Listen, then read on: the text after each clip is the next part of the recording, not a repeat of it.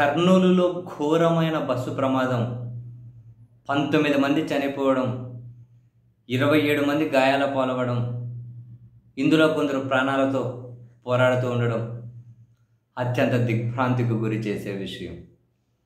Bus ప్రమాదం జరిగిన ప్రతిసారి మన తెలుగు రాష్ట్రాలను కాకుండా దేశంలో ఎక్కడైనా ఇమ్మీడియట్గా స్టార్ట్ అయ్యే చర్చ ఏంటి?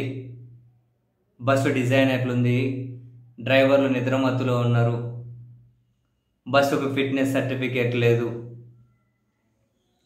బస్సులో ఈ లోపాలు ఉన్నాయి, బస్సులో చిన్నగా ఉన్నాయి, తొక్కిసలాట జరిగింది, బస్సు హైట్ 8 అడుగులే ఉంది, ఆ బస్సుకు పర్మిషన్ లేదు.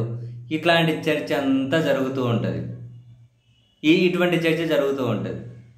అసలు నిజంగానే ఈ బస్సుల్లో ప్రయాణించుకుంటూ ప్రాణాలు కోల్పోయేంత దారుణమైన సంఘటనలకు వేరేమైనా ఉంటాయి? అంతకుమించి దారుణం ఏమైనా ఉంటుందా? మరి దాన్ని ఓవర్కమ్ చేయాలంటే తీసుకోవాల్సిన చర్యలు ఏంటి? ఆల్టర్నేట్ సురక్షితమైన ప్రయాణ సౌకర్యాలు ఏర్పాటు చేయడం. ఎవరు ఏర్పాటు చేయాలి? ప్రభుత్వాలు ఏర్పాటు చేయాలి. ఎక్కడైనా రాష్ట్రాల్లో కానీ దేశాల్లో కానీ ప్రభుత్వాలకు ప్రధానంగా పౌరులకు అత్యంత కీలకమైన విద్య, వైద్యం, ప్రజా రవాణా చాలా చాలా తక్కువ రేటుకి అందుబాటులో ఉంచాలి అనే ఆలోచన ఎక్కడైనా చేస్తూ ఉన్నారా? తక్కువ రేటుకి అందుబాటులో ఉంచాలి, క్వాలిటీని అందుబాటులో ఉంచాలి, అండ్ ఎక్కువ రెగ్యులారిటీ అంటే ఆన్ టైము ప్రయాణాలు అనుకుంటే ఎక్కువ ప్రయాణ సౌకర్యం అందుబాటులో ఉండడం, ఇటువంటి వాటి మీద ఎక్కడైనా ప్రభుత్వాలు దృష్టి పెడుతూ ఉన్నాయండి? ఇప్పుడు ఎవరైనా స్లీపర్ బస్సుల్లో ఎందుకు ప్రయాణాలు సెలెక్ట్ చేసుకుంటారు? ఎక్కువ స్లీపర్ బస్సులోనే ప్రమాదాలు జరుగుతూ ఉంటాయి. ఎందుకు సెలెక్ట్ చేసుకుంటారు? దూరం పోవాలి, కూర్చొని వెళ్ళాలి అనుకుంటే ఇబ్బంది అవుతుంది, మళ్ళీ అక్కడికి వెళ్ళి మన పని మనం చేసుకోవాలి. స్లీపర్ అయితే పడుకొని వెళ్ళిపోవచ్చు అని. వాళ్ళు కంఫర్ట్ కోసం పడుకొని వెళ్ళిపోవచ్చు అనుకుంటే శాశ్వతంగా పడుకునే పరిస్థితి వస్తుంది. అందుకే కదా స్లీపర్స్ సెలెక్ట్ చేసేది. స్లీపర్ బస్సులు అవేమో రాత్రిపోతే పోతూ ఉంటాయి. ఒక సర్వేలో ఏమో 30% మంది డ్రైవర్లు అంగీకరించారట, మేము నిద్రమత్తులో వస్తూ ఉంటుంది అప్పుడప్పుడు ఎట్లా కంట్రోల్ చేసుకుంటూ ఉంటామని. అటువంటిప్పుడు రాత్రిపూట ప్రయాణాలు సురక్షితం కావాలి అంటే ఈ స్లీపర్ బస్సులు ఇంత కండిషన్ లేనో ఇంత ఇబ్బందికరంగా కాకుండా సూపర్ ఫాస్ట్ ట్రైన్లు, స్లీపర్ ట్రైన్లు, సూపర్ ఫాస్ట్ ట్రైన్లు ఇవి ఎక్కువ అందుబాటులోకి రావాలి కదా. బస్సులతో పోలిస్తే ఆ ప్రమాదాలు చాలా తక్కువ. అవి జరిగినా కానీ కంప్లీట్ మానవ తప్పిదంగానే, ఎక్కడ టెక్నికల్ ఇష్యూ లాగానే ఉంటుంది. ఎక్కువ ట్రైన్లు ఎందుకు అందుబాటులోకి రావు?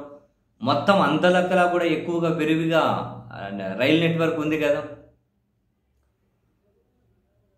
ఎక్కడో ఒకటో రెండో సాయంత్రం ట్రైన్లు వస్తాయి. 3 నెలలు ముందు బుక్ చేసుకుని ఆ ట్రైన్ టికెట్లు దొరకవు. టికెట్లు దొరకవు. అక్కడ నీట్నెస్ మెయింటైన్ చేయరు. ఇన్ని ప్రాణాలు పోయే ప్రమాదాలు జరుగుతూ ఉన్నాయి. ట్రైన్స్ని ఎక్కువ పెంచవచ్చు కదా, సౌకర్యాలు ఎక్కువ పెంచవచ్చు కదా, రేట్లు అందుబాటులో ఉంచవచ్చు కదా. వేగవంతమైన ప్రయాణాలని చెప్పి వందే భారత్ అని తీసుకొని వచ్చారు. దానికి ఏంది, ఒక సామాన్యులు పోవాలంటే భయపడిపోతారు, అంత రేట్లు పెట్టారు. కనీసం ప్రభుత్వాలు ప్రజా రవాణాను కూడా సబ్సిడీ కింద ఇవ్వలేరా? ప్రజా రవాణాను కూడా తక్కువ ఖర్చులు అందుబాటులోకి తీసుకురాలేరా? దాన్ని ఒక నెక్స్ట్ 3 yearsలో 4 yearsలో అదిగో మనం మొత్తం ప్రజా రవాణా సూపర్ ఫాస్ట్ ట్రైన్స్ తీసుకురావాలి. ఇంకొకటి ఇప్పుడు ఉన్న రూట్లలోనే ఎక్కువ ట్రైన్లు ప్రవేశపెట్టాలి, టికెట్లు అందుబాటులో ఉంచాలి. బస్ టికెట్ ఎట్లయితే 1-2 రోజులు ముందు బుక్ చేసుకున్నా దొరుకుతాయి, వీటిని కానీ అలానే అందుబాటులో ఉంచాలి. ప్రభుత్వానికి నష్టమైనా పర్లేదు, ప్రజా రవాణాను మనం క్వాలిటీగా ఉంచాలి అని చెప్పి ఎందుకు ప్రభుత్వాలు దృష్టి పెట్టవు? ఇది కదా అసలైన పరిష్కారం అంటే. అండ్ ఇంకెవరైనా ట్రైన్లోకి పోదామని చెప్పి ఏదో కష్టాలు పడి వెళ్ళాలని డిసైడ్ అయినా అవి ఎప్పుడు వస్తాయో, సాయంత్రం 5 అంటే 7 కొత్త, 7 అంటే 10 కొత్త, ఒకసారి 4-5 గంటలు లేట్ వస్తాయి. కరెక్ట్ ఆన్ టైం ఎందుకు రావు? అవి డిలే టైంని తగ్గించుకుంటూ ఎందుకు తీసుకురారు? యూరోప్ కంట్రీస్లో ఇటు Netherland, Switzerland, Japan, Germany, UK తీసుకుంటే ట్రైన్లు డిలే, యావరేజ్ డిలే టైం 1 నిమిషం కంటే తక్కువే ఉంటుంది. మనం ఎందుకు చేయలేము అట్లా? మనం ఎందుకు చేయలేం? ప్రభుత్వాలు ప్రజా రవాణా మీద ఎందుకు తక్కువ పెట్టరు? ఓ జర్మనీ లాంటి చోట్ల అయితే 8-9 గంటల ప్రయాణానికైనా 700-800 కిలోమీటర్లు కూడా 5-6 గంటల ప్రయాణం వెళ్ళిపోతారు సేఫ్గా. 15-20 యూరోలలో వెళ్ళిపోతారు. కానీ ఇక్కడ ఎందుకు అటువంటి సదుపాయాలు లేవు?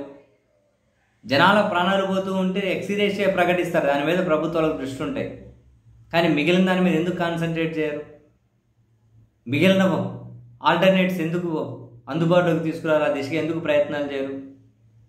జనం కూడా ఆలోచించుకోవాలి. ప్రాణాలు పోయినప్పుడు అయ్యో కుర్రో ముర్రో అంటే అందరికీ బాధే, అందరికీ పెయినే. ఏ ప్రభుత్వం ప్రజా రవాణా మీద దృష్టి పెడుతుంది? ఏ ప్రభుత్వం ప్రభుత్వ విద్య మీద దృష్టి పెడుతూ ఉంది? ఏ పాలకులు ప్రభుత్వ వైద్యం మీద దృష్టి పెడుతూ ఉన్నారు? ఆ దిశగా ఎవరు పని చేస్తున్నారు? ఇట్లా ఎవరు ఆలోచించే తీరుకుంది? ప్రజలు ఆలోచిస్తే, ఇటువంటివి జరిగినప్పుడు ప్రజల నుంచి తిరుగుబాటు వస్తే ప్రజా రవాణా అందుబాటులోకి తీసుకురండి అని ఆ మేరకు ఒత్తిడి వస్తే ప్రభుత్వాలు ఆలోచిస్తాయి. ఎంతసేపు నా కులాల కోసం కొట్లాడుకుందామా, మతాల కోసం కొట్లాడుకుందామా, దేవుళ్ళ కోసం కొట్లాడుకుందామా, ఎప్పుడు పండుగలు వస్తాయా చుట్టుపక్కల కనుక నెత్తి తినే విధంగా మొత్తం నాన్ సెన్స్ క్రియేట్ చేసుకుంటూ పోదామా? ఎంతసేపు ఉన్న మన ఆలోచనలు అక్కడి వరకే పరిమితం అయితే ఇటువంటివి జరుగుతూ పోతున్నట్టే ప్రాణాలు పోతున్నాడు. ఎట్లా అవుతాయి ఇవి? బస్సుకు ఫిట్నెస్ లేదు అంటున్నాడు. ఆ ఏరియా ఎవడైతే మానిటర్ చేసి ఉన్నాడో వాడిని తీసి ఉద్యోగం నుంచి డిస్మిస్ చేసి బయటకు పంపించండి. వాని రూట్లో వాని పరిధిలో తిరుగుతుంటే వాడు ఏం గాడిదలు కాస్తున్నాడు? ఫిట్నెస్ లేనివి ఎట్లా తిరుగుతూ ఉన్నాయి? ఇన్సూరెన్స్ లేనివి ఎట్లా తిరుగుతూ ఉన్నాయి? రక్షణ లేని బస్సులు రోడ్ల మీద ఎట్లా తిరుగుతూ ఉన్నాయి? అధికారులు లేరా? గాడిదలు కాస్తున్నారా? ఏం గుడిగాడికి పళ్ళు తోముతున్నారా? అధికారుల మీద చర్యలు ఎందుకు తీసుకోరు?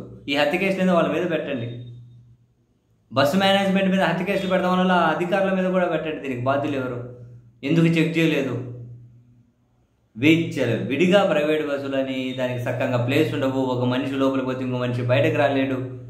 ఆ స్లీపర్ బస్సులని ఇంతే, ఒక వెంట్రుక బస్సు అంత సందు ఉండదు, ప్లేస్ ఉండదు. మంచి ప్రజా రవాణా ప్రభుత్వాలు తీసుకురాలేకపోతే పాలకులు ఎందుకండి? ఎందుకు పాలకులు దేనికి? ప్రజా రవాణా అంటే అందరికి తక్కువలో అందుబాటులో ఉండాలి, ఎప్పుడైనా అందుబాటులో ఉండాలి. దానికోసం ట్రైన్ టికెట్లు అంటే నెలలు వెయిట్ చేయాలి. ఎక్కడ సాధ్యమవుతుందా? ఏదో బస్సు ఎక్కి పోతూ ఉంటారు. ఈ ప్రమాదాలు, పండగలు వచ్చాయంటే, దసరా వస్తే, నెక్స్ట్ సంక్రాంతి వస్తే బిచ్చలిబిడి దోపిడీ. వాడు దోపిడీ చేసుకొని ఈ కరప్టెడ్ అధికారులకు వీళ్ళకు డబ్బులు ఇవ్వడం, ప్రాణాలు గాల్లో పోతూ ఉన్నప్పుడేమో కాసింత ముసలి కన్నీరు గార్చడం. తక్కువ డబ్బులో ప్రజా రవాణా క్వాలిటీ అందుబాటులో ఉంచాల్సిన బాధ్యత ప్రభుత్వాల మీదే ఉంది. స్వాతంత్రం వచ్చి ఇంకా 80 సంవత్సరాలుగా వస్తూ ఉన్నా ఇప్పటికీ కూడా ఇంకా మంచి ప్రజా రవాణా సౌకర్యమే లేదు కదా. ఇంకా స్లీపర్స్ ఎన్ని బస్సులు రా బాబోయ్! ప్రమాదం, రోడ్డు మీద ప్రమాదం నడుచుకుంటూ మొత్తం రిస్కే కదా. రోడ్డు మీద పరిగెడుతూ పోతున్నట్లే ప్రమాదాన్ని వెంటబెట్టుకొని. జర్మనీ 2006లో బ్యాన్ చేసింది స్లీపర్ బస్సులు, 20 ఏళ్ల కిందట. చైనా 2012లో బ్యాన్ చేశారు, 14 ఏళ్ల కిందట స్లీపర్ బస్సులు. మనం అసలు వాటిని మానిటర్ కూడా చేసుకోలేకపోతున్నాం. ఏం ప్రమాదం జరిగినా ఎత్తి 8 అడుగులు ఉందంట, దానికి అది డిజైన్ లేదంట, ఈ కష్టం ఉందంట, ఆ నష్టం ఉందంట, ఇన్సూరెన్స్ లేదంట, సెక్యూరిటీ లేదంట, అది రక్షణ లేదంట, ఎమర్జెన్సీ డోర్ ముందు లేదంట, వెనకలు లేదంట. ఎప్పుడు ఇవే కారణాలేనా? ఇంకా ఎవడు బాధ్యత వహించాల్సింది? దీనికి ఆల్టర్నేటివ్గా ప్రభుత్వాలు ఏం చేస్తూ ఉన్నాయి? జనాల ప్రాణాలంటే ఎవడికి లెక్క ఉందండి? ఏదో చనిపోయినాడు ముసలి కన్నీరు వచ్చి కాసిన ఎక్స్గ్రేష్ చేద్దామా, అంతే దృష్టి. ఆల్టర్నేట్ ట్రాన్స్పోర్ట్ సిస్టమ్ మీద దృష్టి పెట్టాలి కదా ప్రభుత్వాలు. తక్కువకు వందే భారత్ వచ్చింది, అబ్బా వందే భారత్ వచ్చింది, అది ఇది అని చెప్పి జెండాలు ఊపి ప్రారంభించేస్తారు. దాంట్లో రేట్లు, ప్రయాణం ఎట్లా జనాలు ప్రయాణం చేస్తారు? ప్రభుత్వాలు ఇంత వనరులను, ప్రజల సొమ్ము విచ్చలవిడిగా దోచుకుని ఎవడికో వేల లక్షల కోట్లు ఉన్నోడికి అప్పులు, బ్యాంక్ అప్పులు మాఫీ చేస్తూ ఉంటారే. మరి ఆ ప్రభుత్వాలు ఒక సబ్సిడీ కింద మంచి ప్రజా రవాణా సౌకర్యాన్ని ఎందుకు ఇయ్యారు ప్రజలకు? ఆ సిస్టమ్స్ ఎందుకు తీసుకురారు? వేరే దేశాల్లో బ్రహ్మాండంగా వర్కౌట్ అవుతున్నాయి, ఇక్కడ ప్రజల ప్రాణాలు ఎందుకు పోవాలి? మార్పులు రాకుండా, వ్యవస్థలో మార్పులు రాకుండా, పాలకుల దృక్పథం మారకుండా ప్రజల దృక్పథం మారకుండా, ప్రజలు చైతన్యం కాకుండా, ప్రజలు ఇవన్నీ ఆలోచించి ప్రభుత్వాల మీద ఒత్తిడి తీసుకురానంత వరకు ఈ ఏడుపులు పెడుపులు డైలీ సీరియల్గా ఎక్కడో దగ్గర మొన్న రాజస్థాన్లో జరిగాయి, ఈరోజు కర్నూలులో జరిగాయి, ఇంకో దగ్గర. దీన్ని ఆపాలి అంటే ఆల్టర్నేట్ సిస్టమ్ ఎస్టాబ్లిష్మెంట్ జరగాలి, ఆల్టర్నేట్ ప్రజా రవాణా ఎస్టాబ్లిష్మెంట్ జరగాలి. ఏం జరగకపోతే ఎట్లా పాసిబుల్ అవుతుంది?